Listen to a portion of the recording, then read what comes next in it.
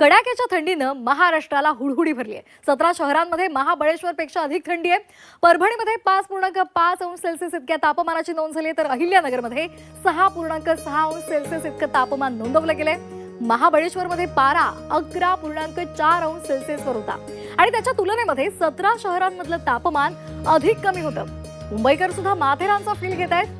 उत्तर भारतामधून दक्षिण भारताकडे वाहणारे गार वारे आणि त्यामुळे या तापमानामध्ये घट झाल्याचं बोललं जातंय आणि याचा संपूर्ण परिणाम संपूर्ण राज्यभरातल्या अनेक शहरांवर झालेला आहे। किमान तापमानात घट झालेली आहे। 10 अंश सेल्सिअसच्या आसपास किंवा त्याच्याही खाली तापमान नोंदवलं गेले।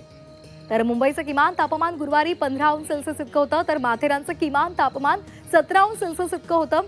मुंबईकरांना माथेरानचं त्यामुळे फील येत आहे।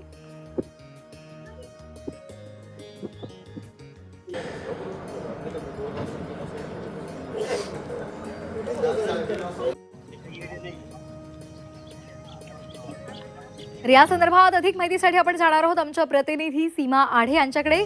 सीमा, थंडी खूप वाढलेली आहे आणि मुंबईकरांना आता मुंबईमध्येच माथेरानचा फील घेता येतो, इतकं तापमान कमी आलेलं आहे। काय अधिकचे अपडेट्स आहेत? नक्की श्वेता, उत्तरेकडून येणाऱ्या थंड वाऱ्यामुळे मुंबईसह महाराष्ट्रामध्ये थंडीचा कडाका हा वाढलेला आहे आणि त्यासाठीच आता हवामान विभागाने महाराष्ट्रातील 17 जिल्ह्यांमध्ये थंडीचा येलो अलर्ट जारी केलेला आहे। आता ग्रामीण भागांमध्ये तर आपण दरवर्षी थंडी अनुभवतो, त्या ठिकाणी लोकांना या ऋतूचा खरं तर त्यांना आनंद ते लुटताना आपल्याला पाहायला मिळतात। मुंबईमध्ये मात्र यावर्षी थंडीचा कडाका हा वाढलेला आहे आणि माथेरानसारखाच फील मुंबईमध्ये सुद्धा आता मुंबईकर हे अनुभवताना आपल्याला पाहायला मिळत आहेत। आता ही दृश्य आहे मरीन ड्राईव्ह परिसरातली आणि या मरीन ड्राईव्ह परिसरामध्ये आपण पाहू शकतो मुंबईकर हे सध्या हुडी घालून खरं तर या ठिकाणी मॉर्निंग वॉक जॉगिंग करताना आपल्याला पाहायला मिळत आहेत। तर काही जण हे आपल्या मित्र परिवारासह या ठिकाणी थंडीचा अनुभव घेताना आपण पाहतोय। प्रत्येक ठिकाणी म्हणजे दादर चौपाटी, गिरगाव चौपाटी आणि आता या ठिकाणी मरीन ड्राईव्ह परिसरामध्ये जे लोक आहेत, मुंबईकर जे आहेत, ते थंडीचा अनुभव घेताना आपण पाहतोय। प्रत्येक मैदानावरती सुद्धा आपल्याला मुंबईकरांची गर्दी ही पाहायला मिळते आणि वेगळाच आनंद, गुलाबी थंडीचा आनंद घेताना आपल्याला मुंबईकर हे पाहायला मिळतात। पुढील 2 ते 3 दिवस अशाच प्रकारची परिस्थिती मुंबईसह राज्यभरामध्ये असणार आहे।